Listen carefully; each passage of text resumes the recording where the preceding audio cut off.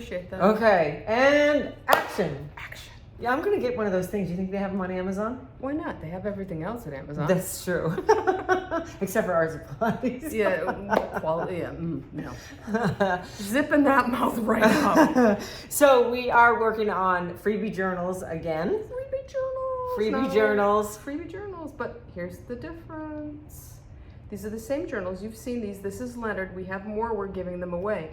But rather than work on the inside pages, and I'll show you some of these, we're going to work on the front and back covers, because why not, right? I mean, we've talked extensively about how you can work inside the pages. So what we're going to do is play outside the pages. And the cool thing is that with Leonard being on there and blank like that, you have a couple of options. You can color like I did here, or you can kind of doodle some very easy things, straight lines and dots and all those kind of things that make it fun. And then maybe yours too can have a Shriner hat.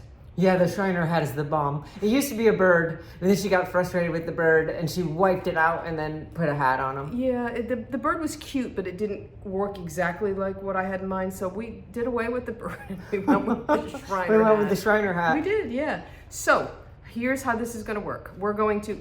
I have to hold up the notes, but I have to hold them 4 feet back.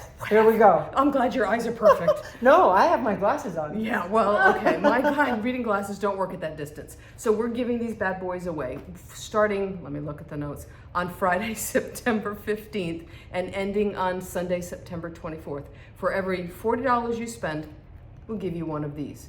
Now, if you spend $80, not only will we give you 2, but at that point your order qualifies for discounted shipping. So it's a good deal all the way around, and this is unlimited. However many, we divide your product total by 50, and it's it's not 50, 40. It's 40, and it's $40 in products other than gift certificates. I'm so discombobulated, I don't know which end is up at this point. It's $40 of products other than gift certificates, and for each $40 you spend, you will get 1 journal. So if you spend $80, you'll get 2, and that's the extent of my mathematical skills. That's it. Okay, so that $80 is where you get discounted shipping. Well, technically you get it at 50, but see, you think you're perfect and you're really not. No, but also now is the point where I'm going to say some of your $80 should be spent on my stuff. Oh, that's right, an unadorned plug right there for her stuff. Yeah, okay, sure. Right? I think it's a great idea. Why not? Right? Why not? And since I'm looking at the thing, there are the paper in the books, in the journals, is 4x6 pages and 75-pound paper. Yep, and I'm going to show you how to put the pages together so that it gets to be a little bit heavier, and that way if you want to put some liquid on it, it's not going to curl up quite so much. You need to show them that you're back. We've done this a couple of times now. Yeah. It didn't work the first couple. Well, an alarm went off, which paused the video. Then I think I lost the video. Then it wasn't on recording, even though we thought it was. So yeah. It's been a day. Yeah, but this is my back. So I used some collage elements and some markers and some fun stuff on the back. Barb got top billing. She got to work on the front cover, and I got sent to the back cover. Poor you. Right. I don't know how you can stand it. You know I love you. I know you love me. I love you too. All right, then. Let's go play with these journals. All right, let's go. Okay, so Barb showed you how to do something fun and unique with the cover of this journal. And so for my contribution to this video, I am doing something fun on the back.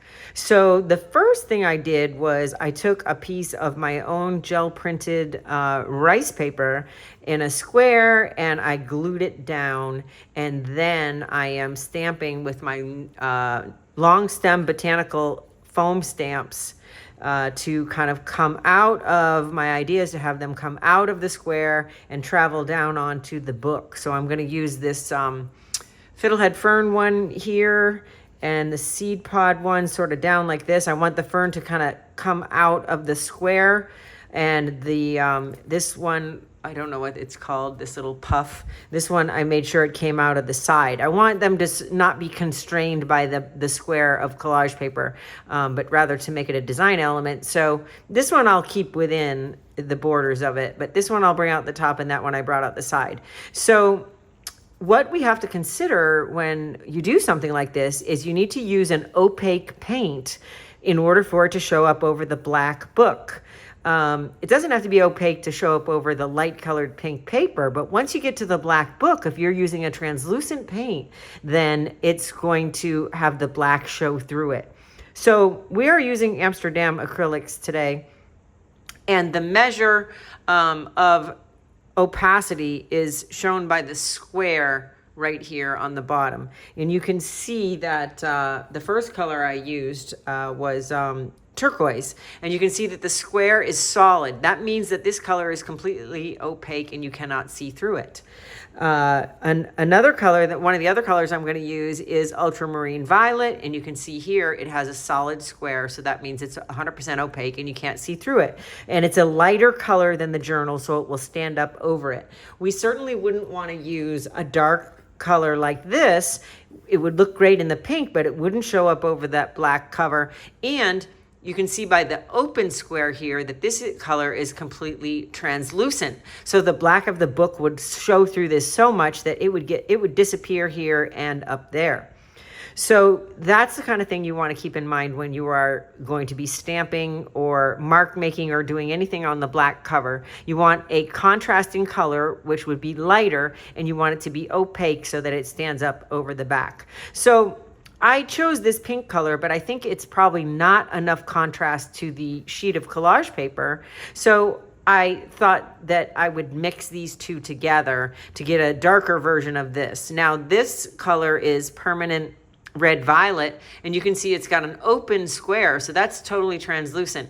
But I'll use it to darken the permanent red violet light, which is totally opaque. We'll darken it down just a little bit, and then I'll get a color that contrasts better with this background and stands up over the black. So it is important that you understand opaque versus translucent and contrast of light against dark in order for this to work when you choose your own color combination. So I'm using these 3 foam stamps. I've already stamped the first one. And before I get to that, I'm going to show you how I adhered the collage paper to the back of the book. So the paper I tore into this square, and I'm using my Catalyst number 8 Filbert glue brush to spread the gel medium. And I have this gel medium and a squeeze top, which is super helpful because I'm just going to squeeze it over the back and brush it out. And actually I should do it on the tabletop so I don't get any excess over the edges. This is a matte medium, so it won't show up if it gets onto the front of the paper. It won't be glossy on the front of the paper. So we're gonna just spread this over the paper. It's important to get right out to the corners. And then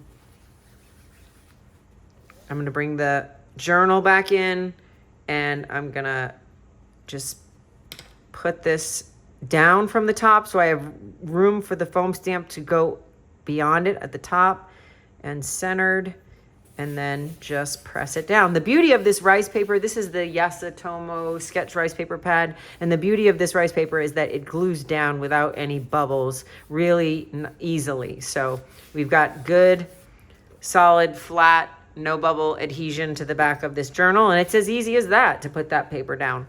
And so then we're going to come back in with this one, and I'm going to apply the foam stamps, and I think I'm also going to create a border around it ultimately with a Posca pen, but I want to make sure that I allow my stamping to dry completely before I come in here and try to draw a border because I might bump it with my hand and smudge my work. So I'm going to do the purple one. I think I'll do the darker version of the one in the middle, and that's going to be the fern head. So I'm going to put out onto the tabletop mostly that light pink color, the permanent red violet light, and I'm just going to darken it down with the permanent violet red violet. Why do they make that type so small? I don't know. Okay, so just a little bit. Want to darken it down just a little bit, and I don't want to make it too translucent either in that process. So I'm going to blend that together, and that's what I was going for, something that would be a darker so that it would contrast a little bit more with that paper. So we're going to spread it right onto the nonstick tabletop, and I'm going to just dab the foam stamp in there and really look at it and make sure it's got a good buildup of paint on the decorative top and the stem. And now I'm going to come in and have this go up out of the box at the top. And hopefully I got the paint down far enough on the stem, and I did not. Well, we'll see what we can do about that. This is the tallest one, so I should have went further down. So, wow, that came out really good. So now I'm gonna just do my best to line this up. That's what we call punting. Yes, punting, pivoting. So I'm gonna line it up here as best I can and stamp the bottom. Look at that. Look at that. Those are some mad lining up skills. Right? So the other thing you need to be mindful of is that you don't want to let acrylic paint dry on the surface of your foam stamps because they will become crusty and they won't work as well. So off camera, Barb has been kind enough to give me some wet paper towels, and I'm just going to put the foam stamp face down into the wet paper towels until I can wash it. That keeps the paint wet. You can also use a dish basin of warm soapy water and toss your tools in that while you're working. So, and then the beauty of this tabletop is we'll just wipe that off and we'll move on to the next color. So now we have the ultramarine violet, and that's going to be this one. And I want to make sure that I have it a little bit higher than here, so we have kind of an uneven stagger. I don't want to make it the same height as that one. And I'm going to fill the negative space this way, but I'm not going to come out here and compete with the height of that one. And let's remember to go further down on the stem on this one. So spread out a little line of that. I didn't really wash my brush, so I'm going to wipe that on the wet paper towel. That's good. It's all good. A little bit of pink in there is not going to be a big deal. Look at that. There's not even any pink in there. You get a custom color, right? Yeah. Okay, so, and, all right. We'll dab him in there and make sure he's got good. You don't want to put tons of paint on it because then you won't get a good impression. But you got to have enough, you know, that you get a solid coverage. So I would suggest maybe messing around with these on paper while you get the hang of how much paint, okay? So now I'm gonna line that up in here. Did I go far enough on the stem? Let's just give it more for good measure. And also with these foam stamps, it's fun to kind of bend the stems. So we could angle this and give it a little bit of a different shape. So I think I'm gonna do that. I'm gonna put the top here and I'm gonna curve this slightly and stamp. Lovely, look at that. So now we have 3 of the foam stamp designs that are kind of intersecting and coming out of that square of gel printed rice paper. I'm gonna let this dry and then I'm gonna come back and show you how I will border it to help it stand out even more and give it another design element.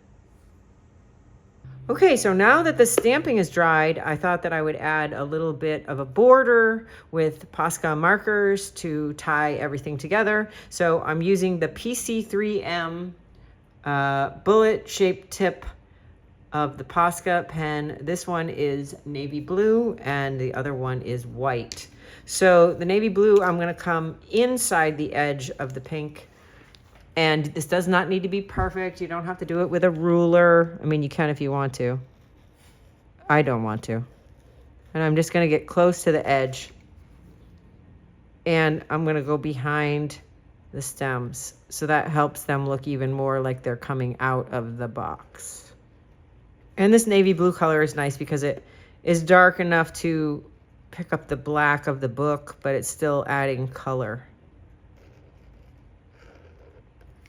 So look at how cute that is, Barb. It's very cute. I love that. Okay, and then I like it even just like that. We could just quit here, but you know, let's just see what else we can do.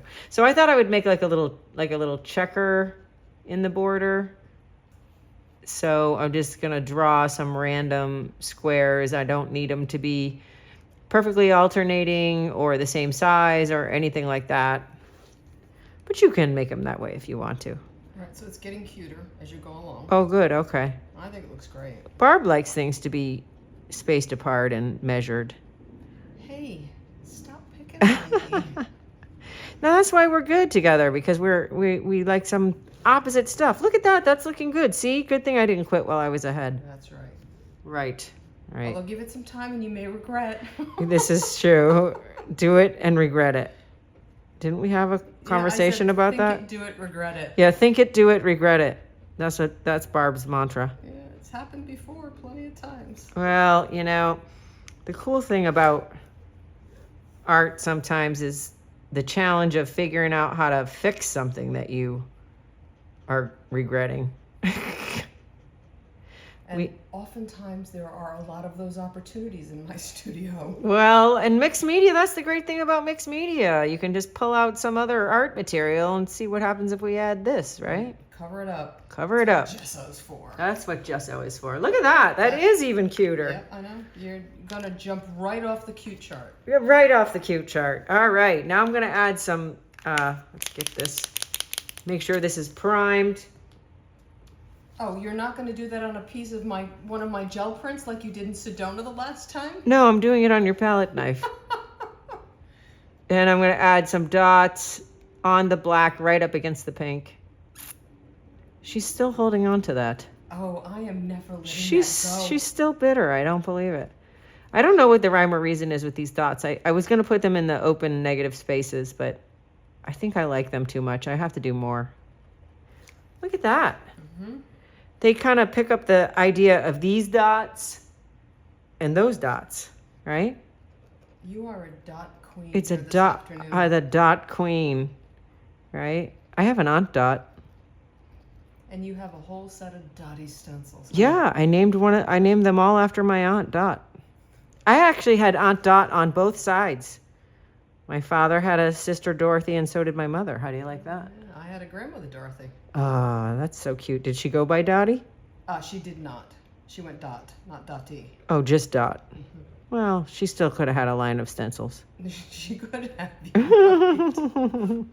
Dot and Spot. Okay, wow, this is fun. This is doodling. And look at how much fun I'm having doodling, Barb. And you say I never doodle. I can't say that anymore, can I? No, not anymore. Here we go. We're on the home stretch. I would sign it, but I'd signed on the front. Look at that. That's so fun. And you know what I like?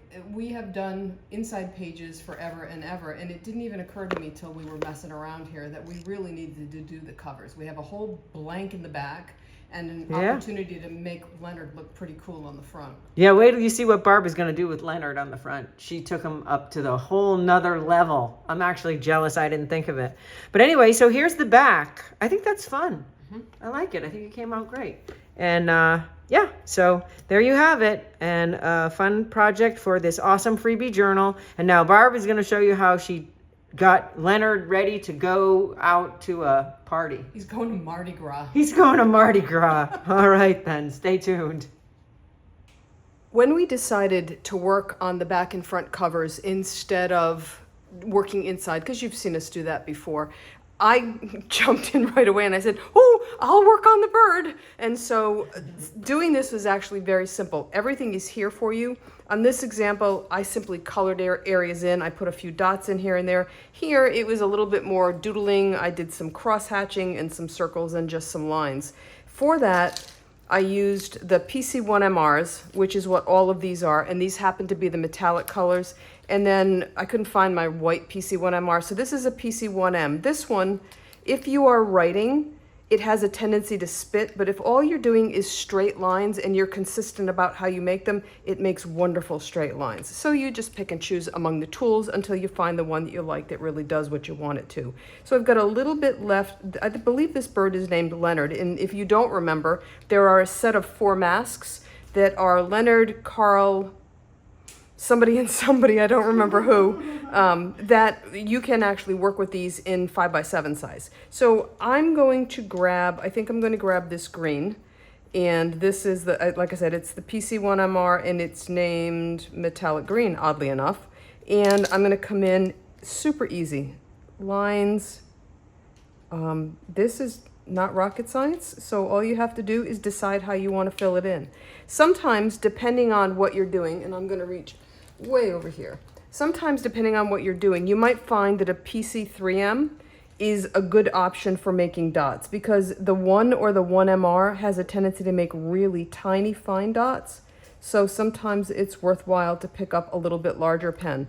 And here I filled in a little bit and then I put some black dots on top. You really can't see that. I'm not certain entirely how successful that was, but sue me. It is what it is. This is just fun. It's an opportunity to work with Elizabeth's design and have some fun with it. Now, the other thing that you can do if you want And to work with me. and to work, yes, it's always my joy to work with you. You can, sorry, I snorted. That's how I'll ridiculous. edit that out.